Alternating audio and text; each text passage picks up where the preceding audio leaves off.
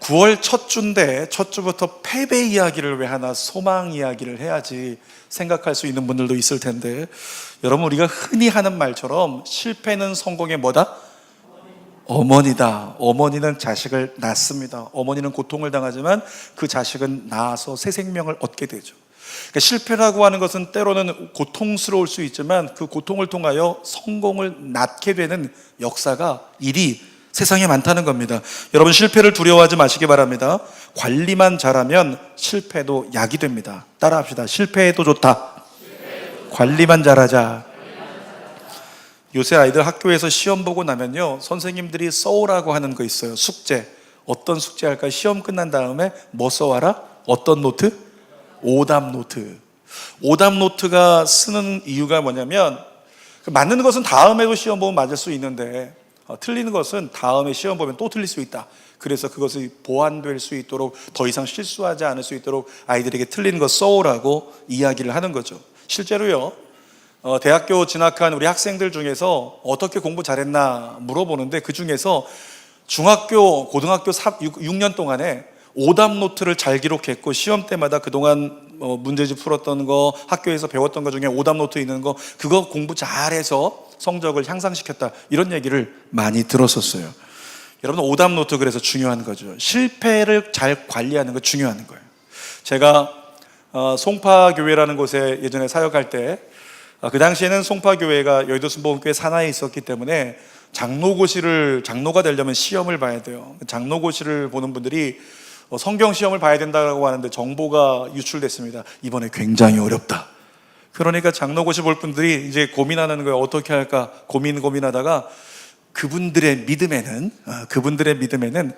제가 성경을 잘 가르쳐 줄 거라고 믿어져서 그분들이 저를 찾아왔어요.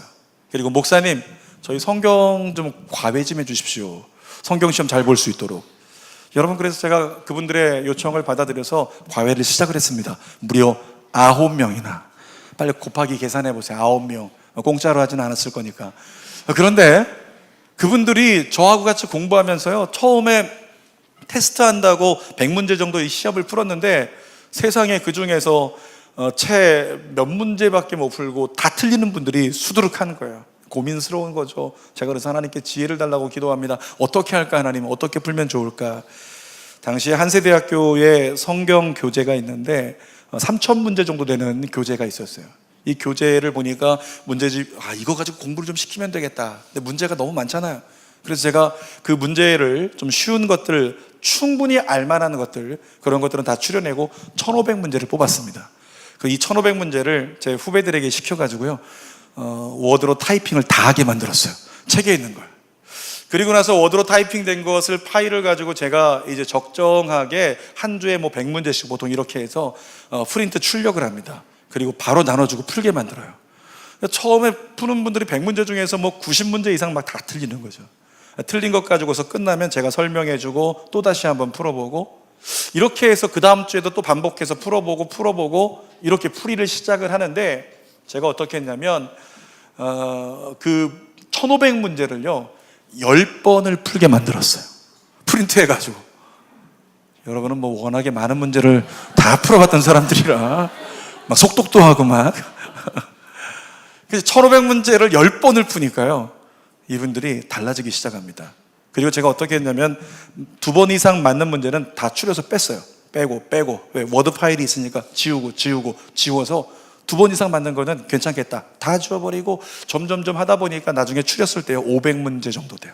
그러니까 500문제를 가지고 마지막에는 계속 풀고 또 푸는 건데, 여러분, 처음에는 30%, 20%도 채 맞추지 못하던 분들이 그렇게 한 2달 정도 공부를 했고, 시험 보기 직전에 모든 분들이 90% 이상 문제를 다 맞추는 거예요. 아니, 박수할 필요는 없는데 좀 반응들 좀, 대단, 이 동네는 너무 공부를 잘하시는. 그렇게 그분들이 90% 이상 다 푸니까 나중에 장로고시 봤을 때 상위권에 랭크된 분들이 다 그분들이었어요. 그리고 만점짜리가 그 9번 중에 나왔다는 거예요. 물론 그분 자체가 워낙에 머리가 똑똑한 분이었기 때문에 잘했어요.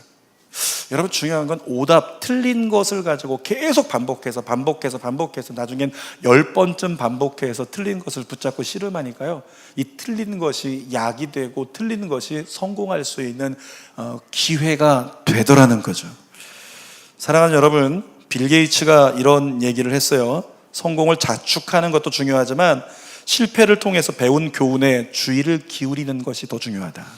그러니까 성공한 거 막 자랑하면서 나 이거 맞췄다, 나 이거 잘했다, 이것 때문에 행복하고 칭찬할 만하고 축하할 만한 것 중요한 건데, 그것을 자축하기 이전에 실패를 통해서 배운 교훈이 있으면 거기에 주의를 더 기울여라. 그러면 누가 된다? 거부가 될 수 있다 라고 하는 거죠.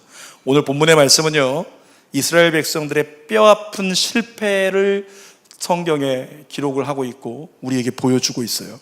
그러나 이스라엘 백성들 어떻습니까? 비록 실패가 있었지만, 오늘 제목처럼 부끄러운 패배를 경험했지만, 그들은 그 패배를 딛고 일어나서 가나안을 정복하고 가나안을 통치하는 하나님의 은혜의 내일을 경험했다는 거죠. 그 은혜가 여러분들에게도 있기를 축복합니다. 세 가지를 함께 나눌 텐데, 첫 번째로 보니까 이스라엘 백성들이 실패한 이유가 뭐냐. 여러분, 이스라엘 백성들 보세요. 요단강 건넜어요. 여리고성 함락시켰습니다. 그 승리의 분위기를 가지고 여리고성을 이겼을 때 이 요새 누구도 이길 수 없는 성, 근데 거기를 이겼으니까 이스라엘 백성들이 흥분하는 거예요. 이 승리에 도취돼 가지고 그들은 막 흥분한 거죠. 그래서 아이성으로 진격했습니다. 이때 여호수아가 아이성으로 정탐꾼을 먼저 보낸 이야기가 본문에 있죠. 그 정탐꾼들이 돌아왔을 때에 뭐라고 얘기했냐면, 우리 군사 많이 안 가도 될 것 같아요. 자, 여리고성 돌 때 몇 명이 돌았냐면 보통 20만 명 정도. 그런데 아이성 전투하러 갈 때요, 몇 명이 갔냐면 3,000명. 정탐꾼들이 얘기를 하는 거예요. 2,000명, 3,000명만 보내도 우리 충분하니까 많이 보내지 맙시다. 그 이야기를 들은 여호수아의 마음이 놓였을 것입니다. 그리고 그 전쟁을 가볍게 여겼어요. 야, 아이성 정복하는 것은 시쳇말로 껌이네, 껌도 아니다. 이런 생각을 가지고요, 아이성을 향해서 군사를 파견합니다. 그랬는데 결과는 어떻게 됐습니까? 그 전쟁에서 패하고 말았어요. 4절 같이 한번 읽어볼까요? 성경 4절 시작. 백성 중 3,000명쯤 그리로 올라갔다가 아이 사람 앞에서 도망하니.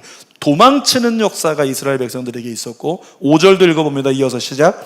아이 사람이 그들을 36명쯤 쳐 죽이고 성문 앞에서부터 스바림까지 쫓아가 내려가는 피탈에서 쳤으므로 백성의 마음이 녹아 물같이 된지라. 여러분, 아이성 보세요. 정탐꾼들이 거기 2,000명, 3,000명만 가면 됩니다. 많이 안 가도 괜찮아요. 그러니까 이 성과의 전쟁은 우습게 여길 만한 전쟁. 그런데 우습게 보이는 전쟁에서 패했습니다. 뿐만 아니라 이스라엘 백성들은 어때요? 믿음의 사람이잖아요. 믿음의 사람은 뭐 가지고 살아요? 이 믿음의 마음, 이 마음에 있는 배짱 하나, 믿음 하나, 그거 갖고 살잖아요. 그런데 어떻게 됐다? 마음이 다 녹아버렸대요.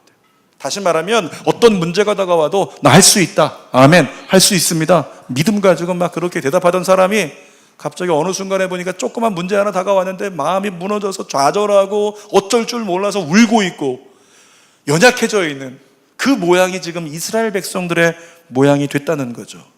왜 이렇게 됐을까? 성경이 얘기합니다. 11절 보겠습니다. 11절 상반절 스크린 보고 시작. 이스라엘이 범죄하여 내가 그들에게 명령한 나의 언약을 어겼으며. 무엇을 어겼다고요? 언약을 어겼대요. 하나님과 이스라엘 백성들 사이에 언약을 맺었는데 언약을 어겼다는 건 세 글자로 뭐라고 얘기할 수 있습니까? 불순종이라고 얘기를 하죠. 자, 6장 17절에서 18절 말씀을 성경 보고 스크린 보고 또 읽어볼게요. 시작. 이 성과 그 가운데 있는 모든 것은 여호와께 온전히 바치되 그 바친 것 중에서 어떤 것이든지 취하여 고통을 당하게 되지 않도록 오직 너희는 그 바친 물건에 손대지 말라. 이게 어디 얘기냐면, 여리고성을 함락할 때 그 성이 하나님께 온전히 바쳐졌으니까 너희는 승리할 거야, 내가 도와줘서. 그런데 그 승리할 때 전리품 하나도 거두지 말라는 거예요. 전리품 어떤 것도 좋은 것 있다고 눈에 보인다고 가져가지 말라는 거죠. 하나님이 그렇게 말씀하시고 이스라엘 백성들에게 언약하시기를, 그러면 내가 너희에게 승리를 준다. 하나님은 이스라엘 백성들에게 승리를 주시고 언약을 지키셨어요.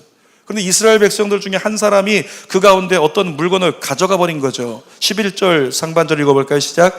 그들이 온전히 바친 물건을 가져가고 도둑질하며 속이고 그것을 그들의 물건들 가운데 두었느니라. 가져가지 마라, 손대지 마라고 했는데 무언가에 누가 손을 댔고 가져가 버렸어요. 그 결과가 12절이죠. 또 읽어봅니다. 시작.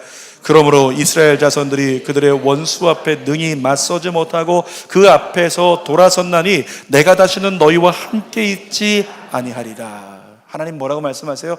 내가 너와 함께 있지 않을 거야. 자, 어떤 전리품도 갖지 말라는 말씀에 불순종했습니다. 이 불순종의 결과가 뭐냐면 하나님이 그 전쟁, 그 이후에 내가 앞으로 너와 함께하지 않겠다. 그 문제가 해결될 때까지 이렇게 말씀하고 있는 거죠.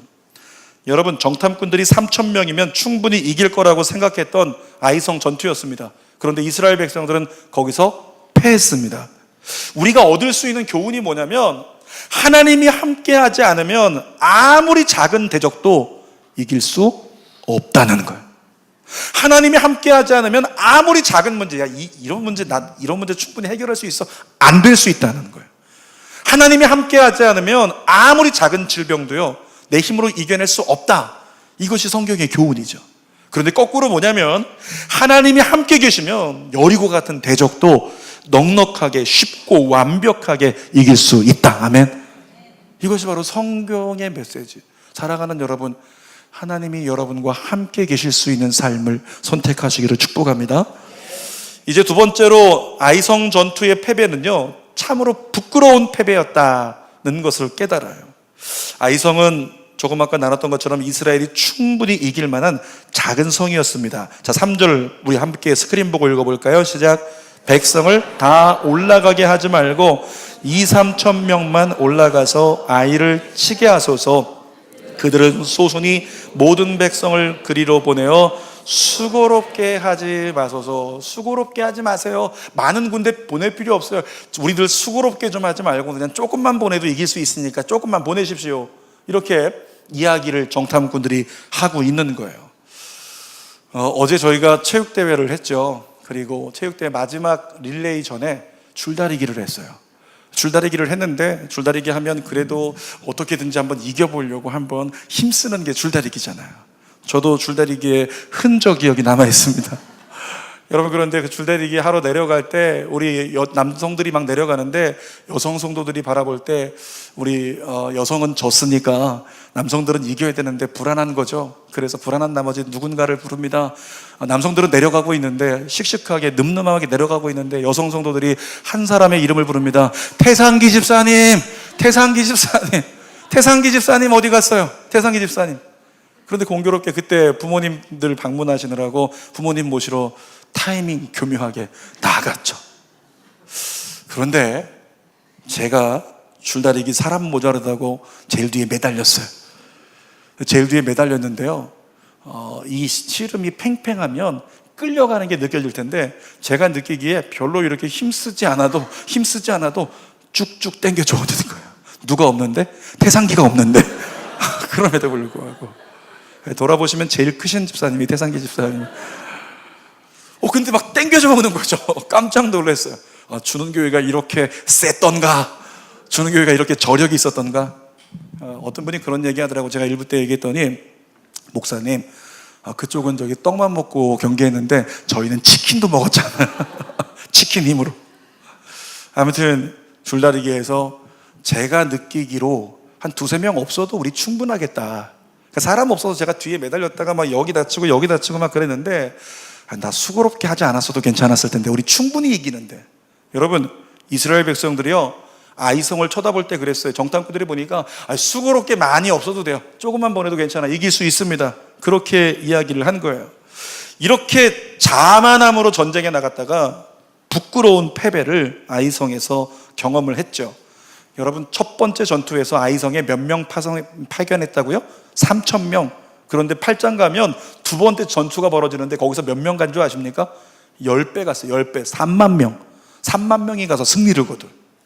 그러니까 3만 명으로 이길 수 있는 전쟁에서 3,000명을 가지고 가서 싸우겠다고 했던 것이 자만이었죠. 하나님의 은혜로 요단강을 건너고 요새라고 불리는 여리고성을 함락시켰던 하나님의 군대였습니다. 그런데 아이성 전투 첫 번째 전투에서 졌습니다. 그리고 쫓겨오면서 몇 명이 죽었냐면 3,000명쯤 나갔다가 1,000명이 죽었다. 야, 그러면 크게 생각하겠죠. 근데 성경을 보니까 본문에 몇 명 죽었다고 나와요? 몇 명 죽었다고? 36명. 여러분 1000명 중에 36명도 아픈 거지만 1000명 중에 36명은 수치로 볼 때 어떻습니까? 데이터로 별로 피해 많이 본 거 아니에요. 큰 피해가 아니에요. 3%만 잃어버리는 거예요. 그런데 이스라엘 백성들 마음이 어떻게 됐다고요? 5절 같이 스크린 보고 시작. 백성의 마음이 녹아 물같이 된지라. 1000명이 3분의 1이 사라진 것도 아니고 단지 3%만 36명만 그렇게 죽임을 당한 건데 이스라엘 백성들이 도망치면서 마음이 다 녹아져 가지고 두려움 가운데 우리 돌아가야 되겠다, 우리 끝장인 것 같아, 이런 마음을 가졌다는 거죠. 하나님이 바라볼 때, 하나님의 백성이라고 하는 이스라엘 바라볼 때 하나님 마음이 어땠을까요? 창피하지 않았을까요? 수치스러운 그런 마음이 하나님께 있지 않았을까요? 아니, 저런 것들을 내 백성이라고 내가 택하였으니, 이런 마음이 하나님께 있었을 것 같아요. 여러분, 이스라엘이 광야를 이겨낸 이유가 뭔지 아십니까? 이스라엘이 광야를 이겨낸 건 하나님이 함께 계시고 하나님이 도와주셨기 때문입니다. 신명기 8장 2절 읽어봅시다. 시작. 내 하나님 여호와께서 이 40년 동안에 내게 광야길을 걷게 하신 것을 기억하라. 광야는요, 하루 3일도 제대로 걸을 수 없는 길이에요. 그러니까 하갈도 이스마엘 데리고 몇 날 가지 못해서 죽겠다고, 여기서 난 끝장이구나 생각을 했던 곳이 광야예요. 근데 이스라엘 백성들은 40년. 자, 그 가운데 어떤 일들이 있었는지 3절도 볼게요. 3절 시작. 너를 낮추시며 너를 줄이게 하시며 또 너도 알지 못하며 내 조상들도 알지 못하던 만나를 내게 먹이신 것은, 잘 보세요. 너를 거기서 낮추시고 너를 거기서 줄이게 하시고 네가 거기서 만나를 먹을 수 있도록 허락하신 하나님. 자, 하나님 어디 계셨어요? 이스라엘 백성들 광야에 있을 때 하나님은 어디 계셨어요? 광야. 그곳에 이스라엘 백성들과 함께 계셨던 거예요. 그러니까 함께 하나님이 계시니까 죽을 수밖에 없는 땅에서 어떻게 됐냐면 신명기 8장 4절 시작.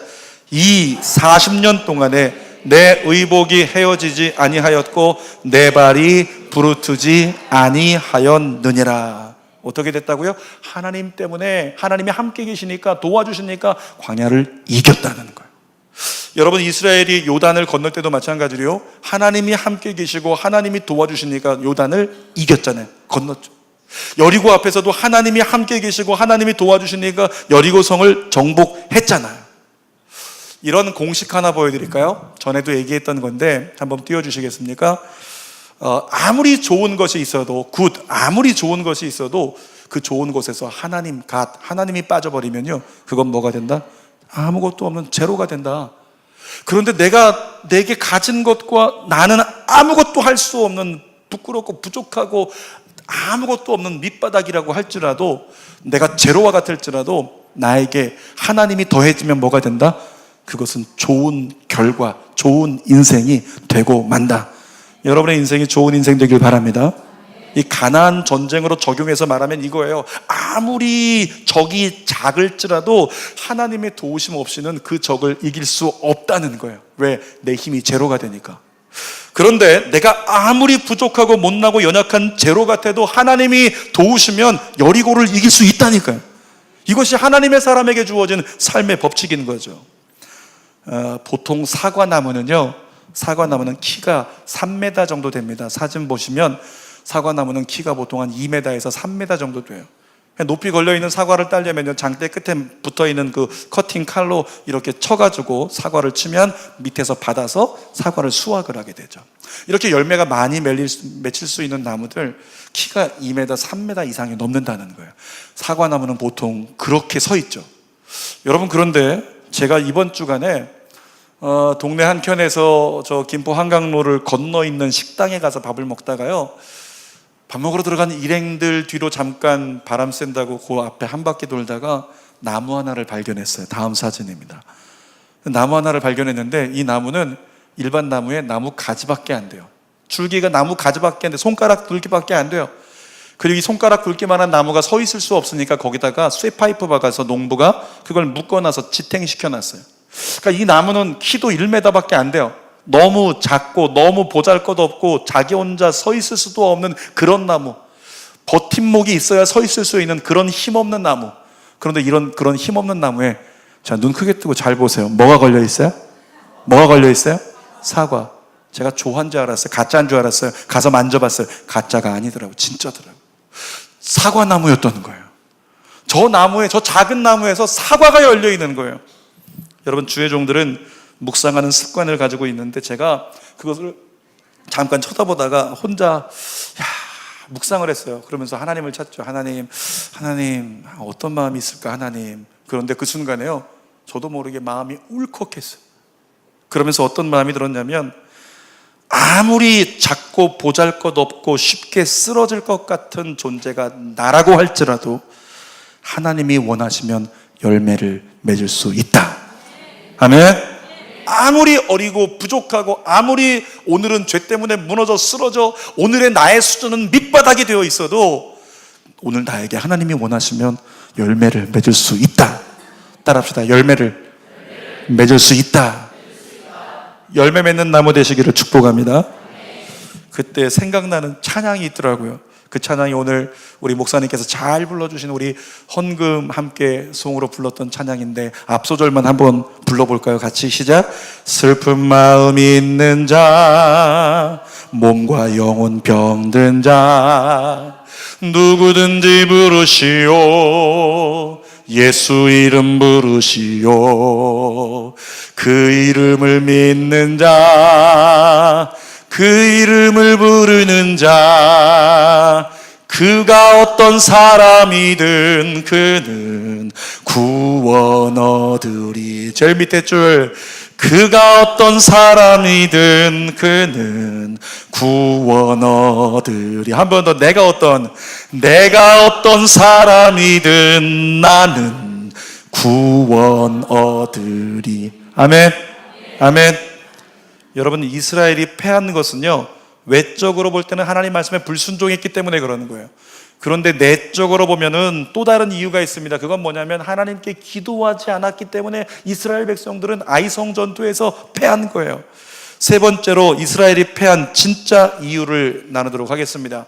여러분 중에서 일이 잘 돼가고 있을 때요, 조심하십시오. 자기도 모르게 흥분한 나머지 중요한 걸 놓칠 수 있습니다. 여호수아가 본문에 그랬어요. 여호수아가 본문에서 승리에 도취됐습니다. 너무 승리에 도취돼가지고 다음 성 막 빨리 가서 정복하고 싶어서 정탐꾼 보냈어요. 정탐꾼들이 가서 이야기를 합니다. 여호수아, 지도자님, 대장님, 우리 3,000명만 보내도 괜찮을 것 같아요. 그 순간에 여호수아가 어떻게 했어요? 그래, 3,000명만 보내도 되냐? 자기 부하들 정탐꾼들의 말 듣고요, 그 말 듣고 그대로 그 말대로 3,000명 보냈어요. 그랬다가 전쟁에서 패하는 결과를 맞이했다라고 하는 거죠. 여러분, 이전에 여호수아 어땠을까요? 이전에 모세의 후계자가 돼가지고 저 요단강을 건너라고 할 때 그때 하나님께서 여호수아 요단강을 향해 지팡이를 들어가라 명령하면 쉬운데 하나님은 그렇게 말씀하지 않았죠. 제사장들 언약궤 메고 들어가라고 해. 지도자에게 야, 니들이 먼저 들어가, 이거 힘든 거거든요. 그 다음에 할 일을 전쟁터에서 적진에서 할 일을 행하라, 이거 힘든 거거든요. 이해할 수 없는 명령. 그 여리고성을 전쟁해야 되는데 사다리 만들고 흙을 쌓는 게 아니고 야, 아무 말도 하지 말고 성을 하루에 한 바퀴씩만 돌아, 이거 이해할 수 없는 명령. 그런데 여호수아 어떻게 했어요? 하나님 명령 들은 대로 순종의 조건이 뭐예요? 들어야지. 그러니까 하나님 명령 듣고 순종했어요. 그래서 승리를 경험했던 여호수아가요, 지금 보세요. 자, 여리고성을 이긴 다음에 승리에 도취돼가지고 나 지금 잘 되고 있네, 나 지금 승리하고 있네, 잘 되네. 하나님 의지하던 거 잊어버렸어요. 하나님께 기도하던 거 잊어버렸어요. 그리고 누구의 말을 듣고 반응해요? 사람 말 듣고. 누구 사람? 정탐꾼들의 말 듣고. 사실 여호수아가 만약에 하나님 앞에 정신을 바짝 차렸다면 그렇게 하지 않았겠죠. 하나님 어떻게 할까요? 한 번이라도 기도했겠죠. 결국 사람의 말을 듣고 행했던 여호수아는 아이성 전투에서 패배를 경험하게 됩니다. 여러분, 일이 잘 될 때 사람 말 듣고 타협하는 것 조심하십시오. 철저히 하나님 말씀 듣고 행할 수 있는 여러분 되시기를 축복합니다. 아이성에서 부끄러운 패배를 경험한 뒤에 여호수아를 보세요. 이제 더 부끄러운 모습이 드러나기 시작합니다. 하나님을 원망하기 시작해요. 6절 같이 읽어봅시다. 시작.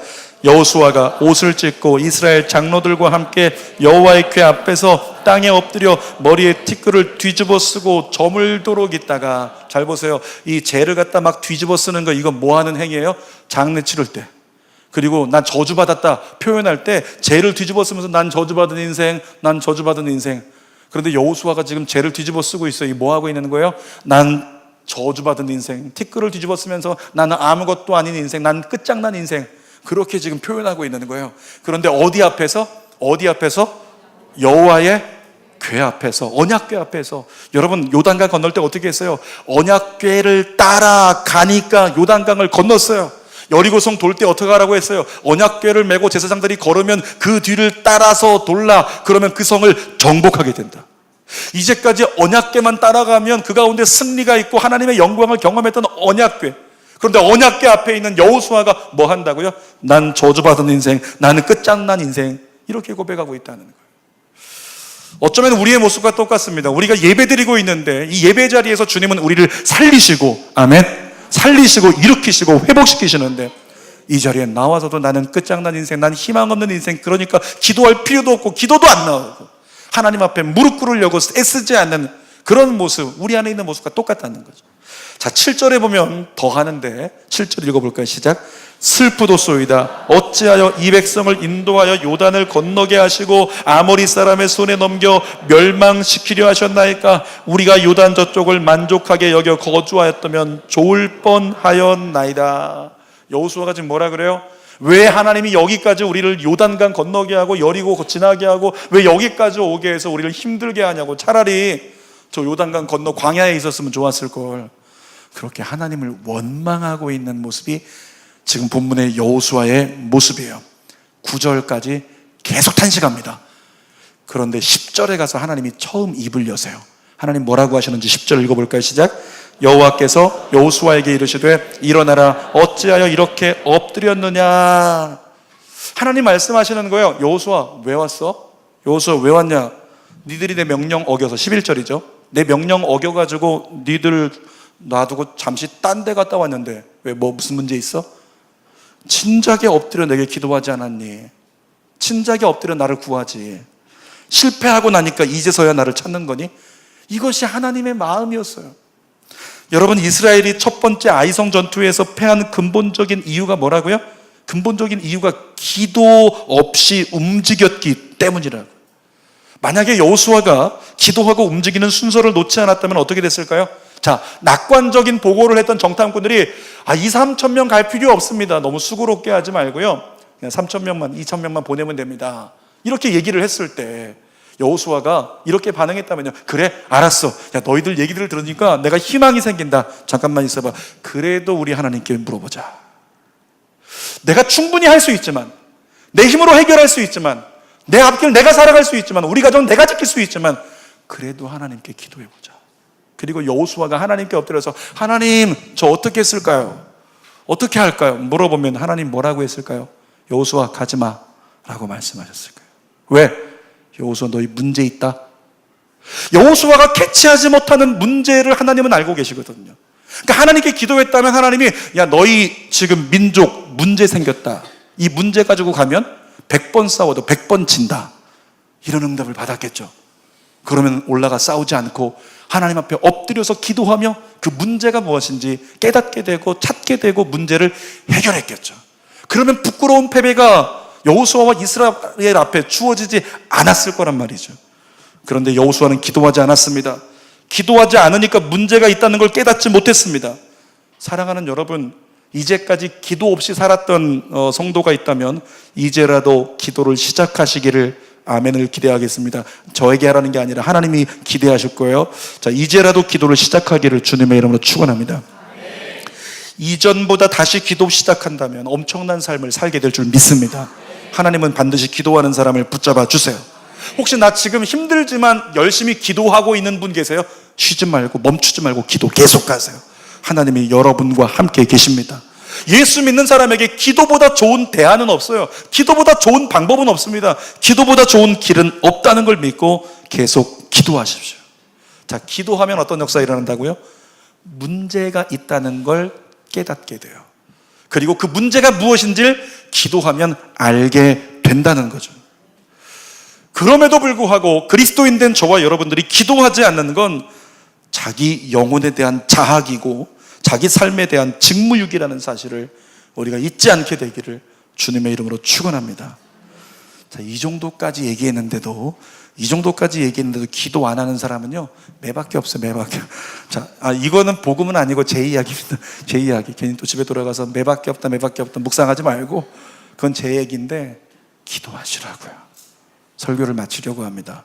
오늘 제목이 뭐였어요? 부끄러운 패배. 부끄러운 패배. 서두에 오답노트 이야기 했습니다. 여러분, 이런 시간 가져보면 어떨까 싶어요. 잠시 시간 내셔서. 오늘 주일인데 저녁에 놀 생각하지 말고 잠깐 시간 내서 1시간만 이런 시간 한번 가져보면 어떨까. 지나간 상반기 돌아보세요. 그리고 지나간 상반기 동안에 기도하지 않고 선택해서 실패했던 경험이 있으면 노트에 적어보십시오. 내가 기도하지 않고 선택해서 실패했던 경험들이 있으면 적어보세요. 생각 안 나는 사람들이 있으면요, 주중에 잠시라도 교회 와서 성령 의지하면서 기도해 보세요. 성령님 어떤 분? 생각나게 하시는 분. 아멘. 금요 초래 나왔으면 알 텐데 얘기했었는데 초래배 안 나오시니까. 성령님은 생각나게 하는 분. 기도하면 성령께서 운행하세요. 기도하면 성령께서 도와주세요. 기도하면 생각나게 하세요. 성령 안에서 무엇이 문제였는지를 우리가 깨닫고 하나님의 뜻 가운데 다시 나갈 수 있으면 하나님의 영광을 경험하게 될 줄 믿습니다. 사랑하는 여러분, 다시 보좌 앞으로 나가십시오.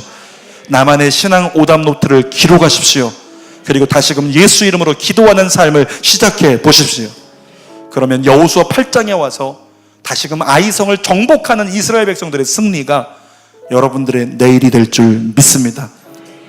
마지막 말씀입니다. 설교 중에 불렀던 찬양 가사 잊어버리지 마세요. 그가 어떤 사람이든 상관없이 예수님 앞에 나아가서 예수 이름 부르면 응답해 주십니다. 오늘까지 지난 시간 동안에 내가 어떤 수준이었든지 어떤 부끄러운 패배가 있든지 상관없어요. 사랑하는 여러분, 사람은 실수할 수 있잖아요. 사람은 넘어질 수 있잖아요. 사람은 어려운 모습으로 살아가고 밑바닥을 칠 수 있거든요. 그런데 하나님 뭐라 그러세요? 그것과 상관없이 너 실수할 수도 있어. 불순종할 수 있어. 안 될 수 있어. 그런데 그 상황 중에 기도한다면 문제가 무엇인지를 내가 알게 해주고 다시 세워줄 수 있으니까 라고 말씀하신 하나님이 초청하시죠. 기도의 자리로. 여러분, 기도의 사람 되기를 주님의 이름으로 축원합니다. 기도하겠습니다.